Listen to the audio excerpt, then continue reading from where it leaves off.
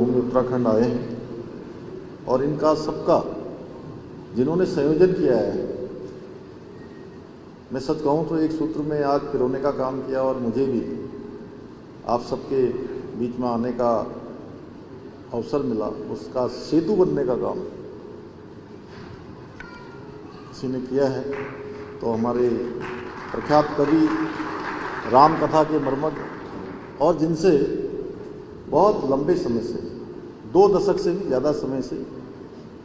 मेरा एक भाई की तरह, बड़े भाई हमारे, और हर क्षेत्र में माँ सरस्वती जिनकी जीवा पर हमेशा विराजमान रहती है, से आदरणीय कुमार विश्वास जी और हमारे ख्यात कवि जिन्होंने कई दशकों तक इस देश के अंदर अपनी रचनाओं से, अपने पाठ से हम सबको प्रेरित किया है, आदरणीय अशोक चक्रधर जी और हरिओम जी के बारे में तो कहना ही क्या, सूरज को दिया दिखाना जैसा है अगर उनके बारे में ज़्यादा कहा जाए तो। और सामने हमारे अभी जिन्होंने 2 लाइन यहाँ से सुनाई, और ये यही नहीं, यहाँ तो वैसे भी हल्का माहौल है क्योंकि इतने सारे कवि जहाँ आए हों तो वैसे ही सब हल्का हो जाता है, कुछ भारी भी होगा तो। ये विधानसभा में भी हमारे यहाँ जब मेरे को जो है बहुत विपक्ष के हमारे साथी जो है वो करते हैं तो हमारे भगत जी जो है उस समय भी वहाँ खड़े होके उन सबको हल्का कर देते हैं। हमारे आदमी भगत जी, हमारे यहाँ भारतीय जनता पार्टी के जिला अध्यक्ष श्री प्रताप बिष्ट जी, हमारे त्यागी जी, कपिल त्यागी जी, हमारे विधायक और कविवर भी हैं राजेश शुक्ला जी, अभी इनके बारे में भी सुनेंगे। उधर मंजीत जी हैं, उधर हमारे बहुत सीनियर लीडरों में से और हमारी सरकार में भी पार्टी की आदरणीय सुरेश भट्ट जी, इधर दीपक मेहरा जी, रंजन जी और हमारे कमिश्नर साहब, इनका भी आप भी लिखते हैं ना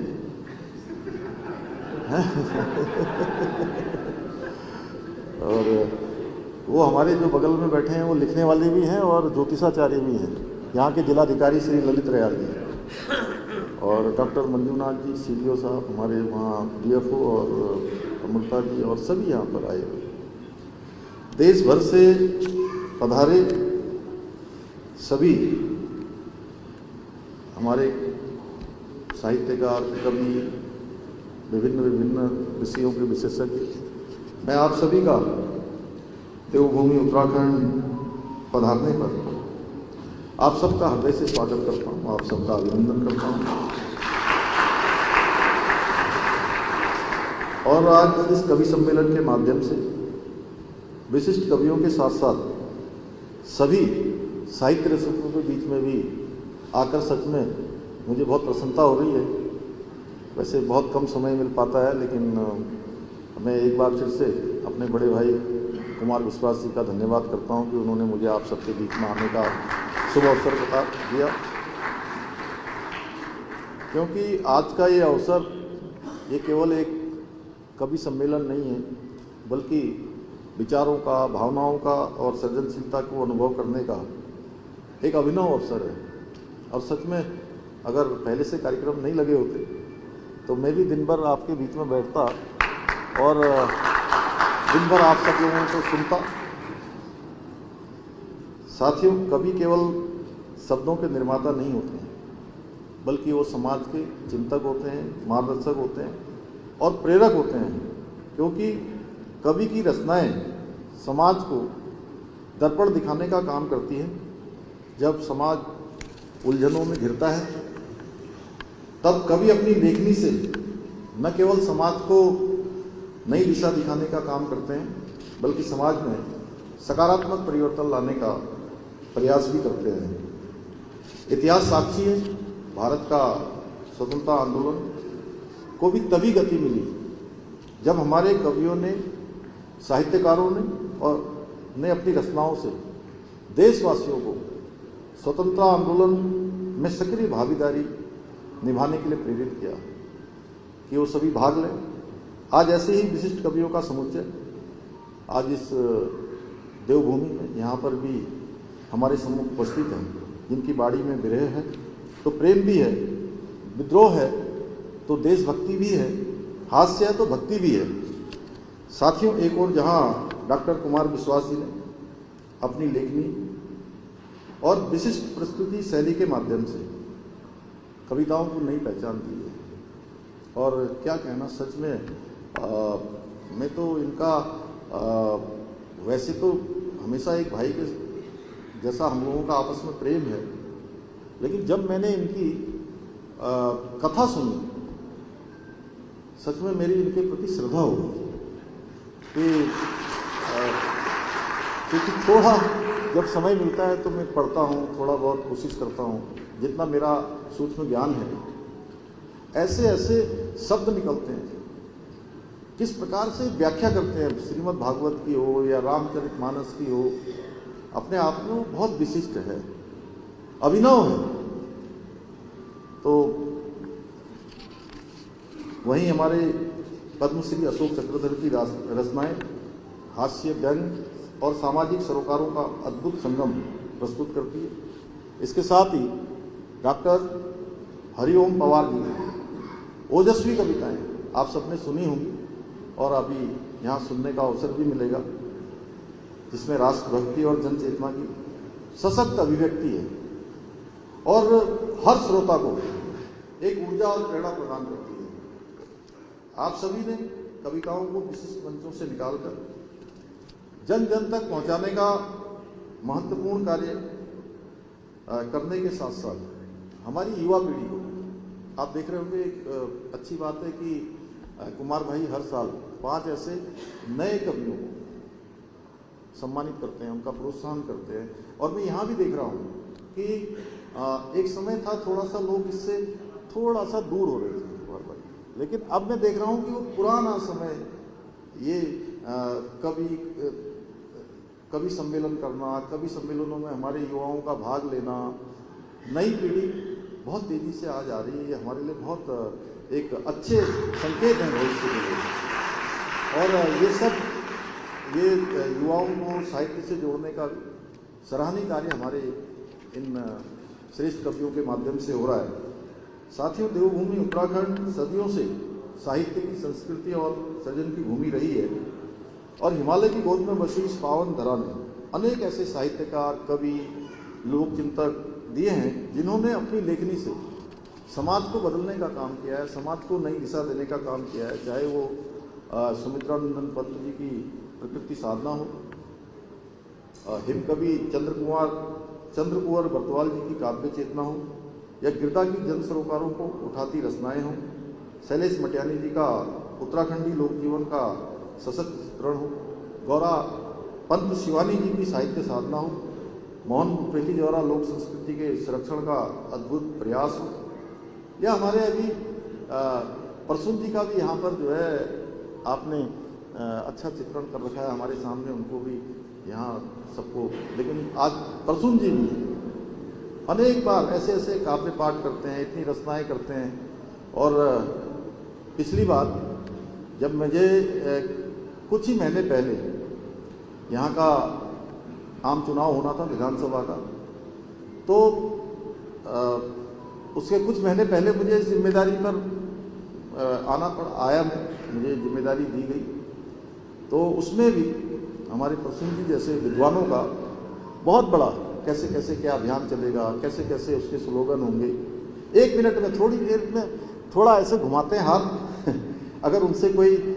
आपके अंदर कभी कोई ऐसी बात आ जाए जो कि अबुझ पहली जैसी कहते हैं, तो वो ऐसे घुमा के 1-2 मिनट में खट से ऐसी बात लाएंगे कि जो सबके यहाँ सटीक बैठ जाती है। ऐसे हमारे प्रसून जोशी जी भी देवभूमि ने अपनी साहित्यिक चेतना से, सृजन धारा से सदैव देश विदेश के साहित्य प्रेमियों को भी आकर्षित किया है। उत्तराखंड की साहित्यिक परंपरा आज भी नई पीढ़ी को अपनी जड़ों से जोड़ते हुए राष्ट्र निर्माण की प्रेरणा दे रही है। साथियों, आज इस मंच पर अनेक समाजसेवी एवं साहित्यकारों को उनके उत्कृष्ट योगदान के लिए सम्मानित किया गया है और किया भी जाएगा, जो समाज और साहित्य के क्षेत्र में प्रेरणादायी कार्य कर रहे हैं। ये सम्मान मात्र व्यक्तियों का नहीं है, बल्कि ये सम्मान समाज में सकारात्मक जो परिवर्तन लाने वाली सोच है, उस सोच का सम्मान है।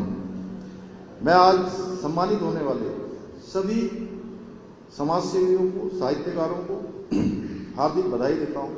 उन सभी का अभिनंदन करता हूं। आज हमारे बीच में ऐसे प्रख्यात कवि उपस्थित हैं जो प्रस्तुति देते हैं तो उनकी कविताएं मात्र पंक्तियां नहीं रह जाती, बल्कि जनमानस के लिए प्रेरणा और परिवर्तन का स्वर बन जाती है। इसलिए मैं बहुत अधिक नहीं बोलता हूं, बस यही कहूंगा कि आइए हम सब इस साहित्य संगम को एक नई चेतना, नई ऊर्जा और अपने विकल्प रहित संकल्प के साथ लेकर आगे बढ़ें। और सच में कुमार भाई बड़े मर्मज्ञ, वैसे तो सभी यहाँ पर एक से एक आए हुए, क्योंकि मेरा थोड़ा उनसे ज़्यादा रिश्ता है, इस नाते मैं कहना चाहता हूँ कि अभी बीच में शहीदों के ऊपर वहाँ कवि सम्मेलन आयोजित किया गया था देहरादून में, और पूरे दिन भर की भाग दौड़, पूरे दिन भर के अनेकों कार्यक्रमों के बाद मैं वहाँ पहुँचा। मतलब पहुँचा क्या, मुझे चूँकि मैं पहुँच भी नहीं सकता था, बड़ा मुश्किल था, लेकिन कुमार भाई ने मुझे कहा कि आपको आना है इसमें, तो इनका आदेश था। अब चूँकि इनके अभी इसमें भी कुछ बोलेंगे ये बाद में, लेकिन मैं सोच रहा हूँ कि आपके बोलने से पहले ही मैं निकल जाऊँगा, नहीं तो कुछ न कुछ ये बोलते। तो मैं वहाँ गया तो इन्होंने जब शहीदों पर शानदार काव्य पाठ वहाँ पर किया, और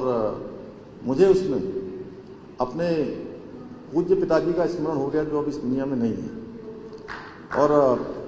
जैसे स्मरण हुआ तो मेरी आंखों में आंसू आ गए, और उसको कोई देख नहीं पाया, इन्होंने देख लिया तो मैं सीधे इन्हीं के पास गया और इन्होंने मुझे अपने गले से लगा लिया, और मैंने भी इनको गले से लगा लिया कि जो है मैंने इस प्रकार का एक संकट था। और इस बार भी अभी कुछ ही दिनों पहले, कितने दिन हो गए कुमार भाई जब आप आए थे? 4-5 दिन पहले आप आए थे, तो हम लोगों ने साथ में भोजन किया, और भोजन करने के बाद करते करते आपने मुझे कहा कि ऐसा एक पूरे देश भर के कवि यहाँ पर आ रहे हैं, सभी पधार रहे हैं, तो उस कार्यक्रम में आपको भी आना है। तो मैंने कहा ये तो बिल्कुल देव कार्य है जहाँ इतने कवि एक साथ आ रहे हैं। तो वहाँ वैसे तो देखिए, यहाँ जो भी आया है, आए तो सब अपनी मर्जी से हैं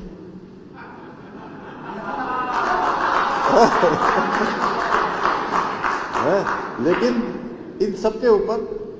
एक ईश्वर की इच्छा से भी आए हैं। नहीं तो क्या है, बहुत सारे लोग, और हमारे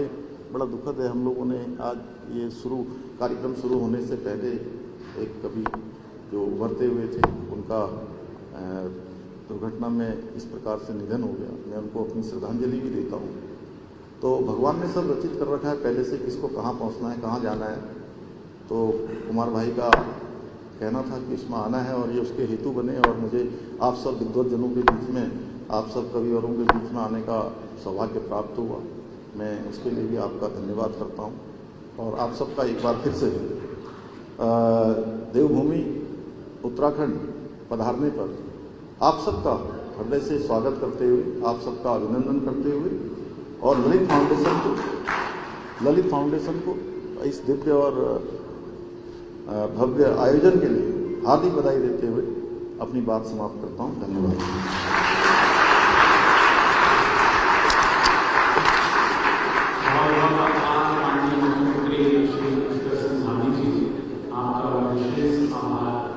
अपने शब्दों के माध्यम से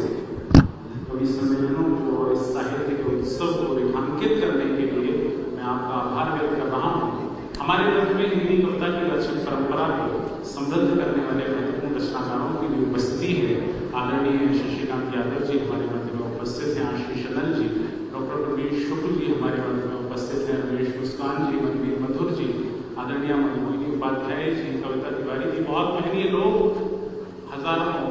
यहाँ पर उपस्थित हैं। हिंदी कविता की सेवा करने वाले भारत की राजभाषा के सांस्कृतिक राजदूत यहाँ पर उपस्थित हैं। माननीय मुख्यमंत्री जी का समय और प्रोटोकॉल बहुत कम समय के लिए हमें मिला था,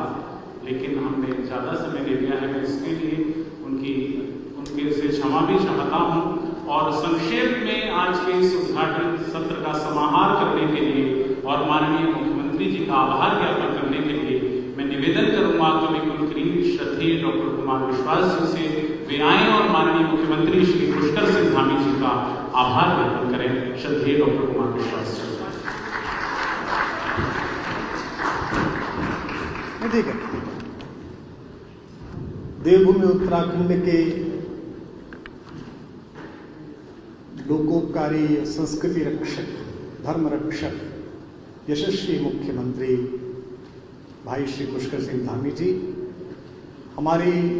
हिंदी की वाचिक परंपरा को अपनी महनीय मेधा, अनथक श्रम और नवाचार के माध्यम से निरंतर समृद्ध करने वाले आधी शताब्दी से साधनारत ऋषि व्यक्तित्व पद्मश्री प्रोफेसर डॉक्टर अशोक चक्रधर जी, जागरण रस की चेतना के पिछले आधे दशक के एक ऐसे कवि जिनके उद्बोधन में इस देश ने अपनी चेतना को आकार लेते हुए देखा है और जिनके एक स्वर से न जाने संभावनाओं के सैकड़ों कवियों ने आंख खोली है, ऐसे मेरे आदरणीय अग्रज प्रोफेसर डॉक्टर हरिओम पवार साहब।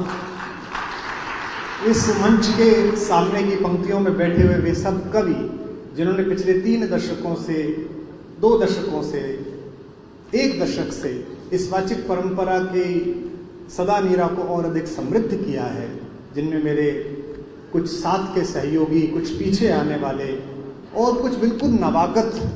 जो इस वैतरणी में गोता लगाकर लोकप्रियता का, यश का, स्वांतः सुखाय का मोती ढूंढने का प्रयास कर रहे हैं, उन सब बालकों बालिकाओं का यहाँ बहुत बहुत स्वागत है, बहुत बहुत आभार है। हम जब कल यहाँ के लिए चले थे तो मार्ग में सूचना मिली कि मध्य भारत का एक बहुत ही नौनिहाल स्वर सड़क दुर्घटना में दिवंगत हो गया। उस बालक को कभी सुनने का, उससे मिलने का अवसर नहीं मिला तो उसका मुझे दुख है निजी रूप से, लेकिन उसके प्रति जिससे भावनाएं सबने व्यक्त की और मैंने उसकी कुछ रचनाएं पढ़ी, एक संभावना का स्वर विरूपित हो गया। हम सब कवि कुल के लोग न केवल उसकी आत्मा की शांति की प्रार्थना करते हैं, अपितु उसके परिवार को भी ये सूचित करना चाहते हैं कि यह तो एक ऐसा दुख है जिसे पूरित नहीं किया जा सकता, लेकिन यहाँ बैठे सभी लोग आपके पुत्र की तरह हैं, आपकी पुत्री की तरह हैं। हम उस बालक के शोक में सम्मिलित हैं, उसके माता पिता तक हमारी संवेदना पहुँचे। प्रिय अमित ने, प्रिय कुशल ने, पीयूष ने ये कार्यक्रम पिछले 5 वर्षों में इसकी संयोजना सजाई और आज देश भर के बहुत सारे कवि कवियत्री यहाँ पर एकत्रित होते हैं, 2-3 दिन में मंथन करते हैं। मैं चूंकि कविकुल की ओर से हूँ, इसलिए मंच पर बैठे हुए अपने आदरणीय दोनों कवियों का आभार व्यक्त करना मेरी पारिवारिक परंपरा के विपरीत होगा, लेकिन राजनीति के क्षेत्र से एक महत्वपूर्ण व्यक्तित्व ने यहाँ ये स्वीकार किया। केवल 5 दिन पहले मैं एक कार्यक्रम में देहरादून गया था तो भोजन का प्रवास हुआ हमारे आत्मीय मित्र मुख्यमंत्री महोदय के साथ, और मैंने उनसे कहा कि उन्होंने थोड़ा सा इसमें गलत बोला, बस मैंने उनसे कहा कि 300-400 कवि आएंगे, आप कहाँ हैं? उन्होंने कहा कि नहीं कुमार भाई, अगर कवि आएंगे तो मुझे तो जाना चाहिए, आप क्या कहते हैं? मैंने कहा जाना चाहिए कि ऐसा मुख्यमंत्री जो शब्द के स्वागत में देहरादून से या विशेष रूप से उड़कर आया है, उसे आपसे ज़्यादा आदर की और ज़्यादा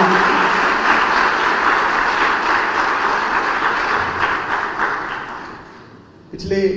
25 वर्ष से अधिक का मेरा उनका संपर्क है। मुक्तेश्वर में एक गेस्ट हाउस हुआ करता था गढ़वाल विकास निगम का, जिसमें केवल 2 कक्ष थे, तो मैं अपनी एक ही बेटी थी, उसको लेकर मारुति 800 चलाता हुआ उसके दोनों कक्षों को बुक करके वहाँ रुकने के लिए पहुँचा। उस समय के बहुत लोकप्रिय नेता, जनता के नेता और बड़े ही आदरणीय नेता, मुख्यमंत्री भी रहे, राज्यपाल भी रहे, अचानक रात्रि में उनका प्रवास बन गया वहाँ, और मुझे वहाँ के प्रबंधक ने कहा कि दोनों कक्ष आपके पास हैं, फला जी आए हैं। मेरे आदरणीय ताऊ जी के मित्र थे जो काम करते थे संघ में, तो मैं उनसे मिलने के लिए गया तो मुझे पहचानते थे। उन्होंने कहा कवि जी आपने दोनों कब्जे में ले रखे हैं कमरे, हम कहाँ सोएंगे? मैंने कहा एक कक्ष में आप सो जाइए। तो फिर उस समय उनसे परिचय हुआ और तब से लेकर राजनीति में उतार चढ़ाव आए। मैं भी कुछ दिन उस गलियारे में भटक के वापस लौटा, लेकिन हमारा संवाद संपर्क अनवरत जारी रहा। मुझे प्रसन्नता है कि जिस समय जर्मनी में बैठा हुआ एक युवक अमेरिका में बैठे हुए दूसरे युवक के साथ मिलकर, टर्की में बैठे हुए लाइक्स के सहारे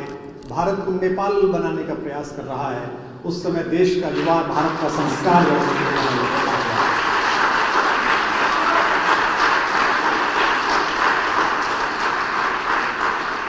मैंने आपदा के समय की देवभूमि भी देखी है। आपदा 18 तारीख को आई थी,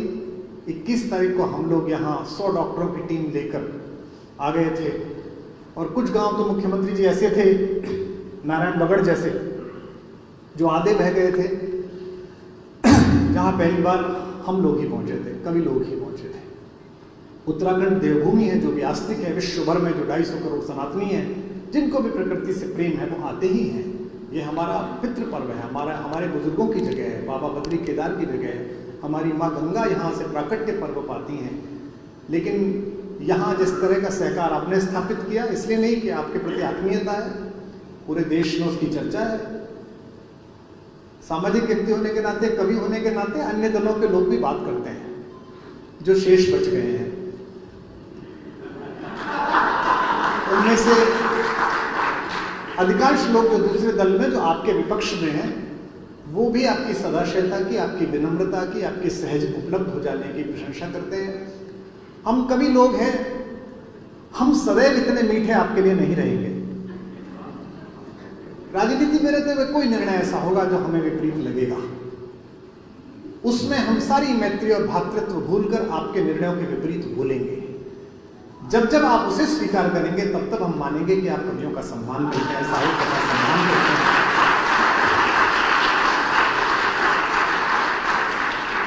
कविता का कार्य है कि वो युग की राजनीति को दशा दिखाए। और मैं बहुत आशान्वित हूँ इस बात को, जब हम अपने परिवार में इस सत्र के बाद चर्चा करेंगे तो हम परिवार की बातें करेंगे। इस समय तो प्रदेश के मुखिया आए हैं, अगर उन्होंने ये बात कही है कि कवि सम्मेलनों का भविष्य अच्छा है, दोबारा युवाओं की उपस्थिति हो रही है, दोबारा लोग आ रहे हैं, तो देश किसी भी स्थिति में हो, कुछ भी हो, हम ये मानने के लिए तैयार हैं कि जो लौ सुमित्रानंदन पंत ने हमारे हृदय में जगाई, जो गीत लोक के गिरदा ने गाए और जिनके माध्यम से हमने देवभूमि को आकार लेते हुए देखा, इस प्रदेश को आकार लेने में जिन लोगों का योगदान है, जिन कवियों का, जिन साहित्यकारों का, उनकी परंपरा इन कवियों में जागृत रहेगी। यह वरिष्ठता का क्रम है जिसके कारण ये दो प्रतिभा संपन्न लोग और एक मैं कम प्रतिभा का व्यक्ति ऊपर बैठा हूं। समय बदलेगा तो जो पीछे, सबसे पीछे बिटिया बैठी है, कोई जो बच्चा बैठा है, अभिव्यंजना के जो ये 5 लिखा हुआ है, इसके 25वें समाहार में, इसके 20वें समाहार में दृश्य बदलेगा, आप उधर आएंगे, हम लोग कहीं और जाएंगे। ये एक सामान्य क्रम है, ये बिल्कुल सामान्य क्रम है। इस तरह के आयोजन जब कवि सम्मेलन समिति की ओर से प्रारंभ हुए, अभिव्यंजना की ओर से प्रारंभ हुए, तो 6 वर्ष पूर्व, 7 वर्ष पूर्व कोई और कवि मंच पर थे जिनका हमने सम्मान किया। आज आदरणीय अशोक जी एक आधी शताब्दी हमें देकर यहाँ मंच पर हैं, हरिओम भाई साहब यहाँ पर मंच पर हैं। किंचित लोकप्रियता के कारण आप लोग भी मुझे इतना स्नेह देते हैं, परिवार के साथी होने के कारण। मुख्यमंत्री जी, पूरे प्रदेश की धर्म की बड़ी गति है, पूरे भारत में आपकी लोकप्रियता है, इस जगह का बड़ा मान है, संस्कृति भी यहाँ की अद्भुत है, साहित्यकार भी यहाँ अद्भुत हैं। हम तो कवि होने के नाते जब कोई किसी कार्यक्रम में बड़ा अतिथि आ जाता है तो लोग उससे मांगने लगते हैं, सांसद आ जाता है तो निधि मांगने लगते हैं, विधायक आ जाता है उससे निधि मांगने लगते हैं। आज तो आप स्वयं भी उपस्थित हैं, हालांकि मांगते तो हम किसी से भी नहीं हैं, लेकिन एक निवेदन मैं आपसे कर दूं, इसीलिए मुख्यमंत्री जी ने कहा था मैं टाइम पे निकल लूंगा। ये प्राकृतिक सुषमा का प्रदेश है। एक कवि को रचने के लिए ऊर्ध्व की आवश्यकता होती है। कवि तब रचता है जब वो अपनी चेतना के ऊर्ध्व पर पहुंचता है, जब वो जमीनी हलचलों से कट जाता है, प्रदूषण से कट जाता है, कोलाहल से कट जाता है, भीड़ से कट जाता है। और पूरे भारत में अगर कोई एक जगह है जहां इसकी संभावनाएं हैं, आध्यात्मिक चेतना के साथ, प्रकृति के संपूर्ण विन्यास के साथ, तो वो देवभूमि है। आपसे एक अनुरोध है कि देवभूमि में किसी भी एक जगह जहां वन्य पशुओं का आतंक हो, जहां शेर चीते भी आते हो, हमें उनसे भी डर नहीं लगता, हमने इतने झेले कि उनसे क्या डर लगेगा हमें। तो ऐसी कोई भी जगह चुनकर एक छोटा सा टुकड़ा भूमि का इन कवियों के लिए आवंटित कीजिए, जहां कवियों का एक जगह बन सके, जहां लाकर कवि रहें, अपनी कविताएं लिखें, अपना काम करें, विकास करें। और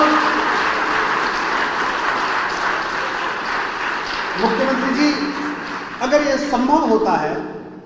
तो मैं तो मांग मधुकरी खाने वाले वंश का हूं। हमें तो आजकल इंटरनेट पर सुदामा वंश का कहा जाता है, ये सुदामा वंश के लोग हैं, ये तो चून मांगने वाले लोग हैं। हम मानते हैं कि हम वही हैं,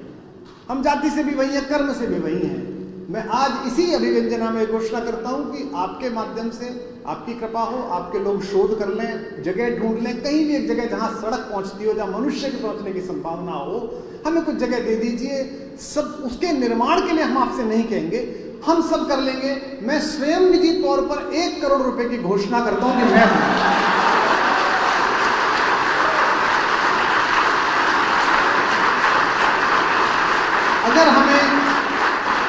अगर हमें भूमि मिलेगी तो उसमें एक सामान्य कमरे, आज किसी का मन करता है, बिल्कुल छोटे बच्चे बैठे हैं, हमारी तीसरी पीढ़ी बैठी है, डॉक्टर दुबे बैठी है तो डॉक्टर दुबे के पीछे हमारी दूसरी बिटिया भी बैठी है जो कविता में प्रवेश कर रही है। किसी बच्चे का मन करता है कि 3 कविताएं लिखनी है लेकिन शोर शराबा बहुत है, कहाँ जाएं? तो उत्तराखंड में इतना दिव्य वातावरण है, इतने लोग आते हैं, इतने हेलीकॉप्टर उड़ते हैं कि जगह नहीं मिलती है, होटलों में जगह नहीं मिलती है, धर्मशालाओं में जगह नहीं मिलती है। कवियों के पास अगर एक 10-20 कक्ष की कोई जगह होगी, कवियों का कोई निवास होगा, उसका नाम हम पंत निवास रख देंगे, प्रकृति निवास रख देंगे, आप ढूंढ के रख देना, हम रख देंगे। और इतना ही तो करना है हमको, हमने इतने देवताओं की स्तुति करी है, इतनी प्रशंसाएं करी हैं, इतना ही तो करना है कि 4 सेठों की हमें झूठी प्रशंसा करनी पड़ेगी, कर देंगे वो भी। लेकिन हम एक अच्छा सा एक कवि निवास, एक साहित्य निवास, एक नवरस निवास हम कुछ कर लेंगे। और मैं आशा करता हूं, देखिए राजनीति के लोग मेरी बात मान ही लें, संभव नहीं है बहुत बार, लेकिन आदरणीय मुख्यमंत्री जी का मेरे प्रति स्नेह है, वो बड़ा मानते हैं। उस अधिकार से मैंने आपके, क्योंकि आप नहीं करेंगे याचना, मुझे पता है, जो हमारे छोटे भाई बहन आए हैं और जो हमारे साथी वरिष्ठ हैं वो भी एक प्रोटोकॉल रखेंगे, मैंने आपसे मांग लिया है, आप आराम से, आज नहीं कभी भी, पूरे उसमें उसका जो भी नियत शासकीय शुल्क उस भूमि का होगा, जो भी होता होगा वो भी हम देंगे, वो भी हम प्रदान कर देंगे। क्योंकि अब कवि सम्मेलन के कवि किसी से मांगने की स्थिति में नहीं है। मुख्यमंत्री जी लोग बैठे हैं, 400 नहीं है ये लोग जो बैठे हैं, ये 150 करोड़ इसलिए कि इनमें एक एक कवि को सुनने के लिए 50-50 हजार आदमी आता है। ये सब जो लोग बैठे हैं, ये जब खड़े होते हैं मंचों पर, ये मेरे ठीक सामने मेरे अनुज बैठे हैं, मेरे मित्र बैठे हैं, पीछे आशीष भाई बैठे, ये सब जब खड़े होते हैं बोलने के लिए, वो एक बहुत हमारा प्यारा छोटा भाई गौरव बैठा है, अमन बैठे, ये सब लोग, पंकज, ये जब खड़े होते हैं तो 50-50 हजार आदमी इनके लिए तालियां बजाता है। तो आज आप यहाँ पधारे, आपका यश ये सब द्विगुणित करेंगे, अपने फेसबुक पे आपकी सौम्यता, आपकी विनम्रता के विषय में करेंगे। अब इतने सारे युग के चारण अगर आपकी प्रशंसा करें तो आप तो क्षत्रिय हैं, आपका वैसे भी अधिकार बनता है कि कड़ा निकाल के बोला क्या रखा है। इसलिए आनंद के साथ मैंने निवेदन कर लिया, आप पधारे, हमें बड़ा आनंद आया, आपका यश और बढ़े, आप इसी प्रकार देवभूमि की सेवा करते रहे, भारत की सेवा करते रहे। मध्य भारत से लेकर छत्तीसगढ़ से आपने जहाँ प्रवास किया, लखनऊ में आप पढ़े हैं, बुंदेली इतनी अच्छी बोलते हैं, अभी शशि से बात कर रहे थे, अच्छी बुंदेली में बात कर रहे थे। आपका यश और ज़्यादा बढ़े, जितने जनसंपर्क विभाग जितने होर्डिंग पोस्टर लगाता होगा उससे 1 लाख गुने का यश हम फैला देंगे। एक जगह आवंटित कीजिए। और मैं आशा करता हूं कि 2, 4, 5 अभिव्यंजना बाद, अभिव्यंजना 8, अभिव्यंजना 9, हम ऐसे किसी, हमारा ये प्रिय अनुज है, इसने बड़ी सुनियोजित तरीके से आयोजन किया कि भी मेरे यहाँ कर लीजिए नमस्ते कॉर्पोरेट में, और बहुत ही न्यूनतम केवल भोजन आदि की व्यवस्था में सब कुछ हो गया इतनी जगह। लेकिन हम सब प्रयास करें कि हमारे पास एक ऐसी जगह हो जहाँ मैदान हो बड़ा, 20-30-50 कमरे हों, आसपास लोग ठहरे हुए हों, और हमको ये चिंता ना हो कि ये मैनेजर घूर रहा है, परसों को आ जाओ, इसका मन है वो रुक जाए, इसका मन करे ना रुक जाए, अपने का भी कुछ पता नहीं कब संन्यास लेना, अपने भी वहीं जाके दमा लेंगे जाके। तो आप सुधारे, आपके लिए बहुत बहुत आभार। इसी प्रकार आप कवियों से स्नेह बनाए रखिए, साहित्यकारों से स्नेह बनाए रखिए। अगले 3 दिन हम सब लोग, इस सत्र के बाद हम फिर बैठेंगे, आदरणीय अशोक जी का मार्गदर्शन लेंगे, आदरणीय हरिओम जी का मार्गदर्शन लेंगे। हमारे जो मित्र बैठे हैं वो अलग अलग विषयों पर चिंतना करेंगे, व्यंग पर, कवित्री हमारी जो है वो कवित्रियों की चुनौतियों पर चिंता करेंगे, गीत का एक सत्र है, मैं स्वयं भी यहाँ उपस्थित हूँ। भाई साहब बड़े मन से 3 दिन का अवकाश लेके आए, भाई साहब ने कहा मैं प्रतीक्षा कर रहा था। ये जो ललक है कि बच्चे क्या कर रहे हैं, छोटे बच्चे क्या कर रहे हैं, ये घर के किसी ऐसे बुजुर्ग में हो सकती है जिसका हृदय निर्मल हो, जिसका हृदय गंगा जैसा हो। तो भाई साहब ने अशोक जी से हमने इतना सीखा है। पहली बार कंप्यूटर पर हिंदी कैसे जाएगी, विश्व हिंदी सम्मेलन कैसे होगा, भारत गौरव उत्सव कैसे होगा, एक पूरी परंपरा है हमारी। और हम सब ने इतना श्रम करके आज यहाँ पहुँचाया है कि प्रदेश के मुख्यमंत्री हमारे बंशी भैया सामने आए हैं, राज जी हमारे संगठन के सारे तमाम मित्र आए हैं। आप सब ने हमें इस योग्य समझा। कवियों को कवि यहाँ आपके प्रति आभार व्यक्त करते हैं और आपने समय निकाला, इसके लिए पूरे कविकुल की ओर से उसका एक सदस्य होने के नाते मैं आपको हार्दिक आभार व्यक्त करता हूँ। बहुत बहुत आभार। बहुत बहुत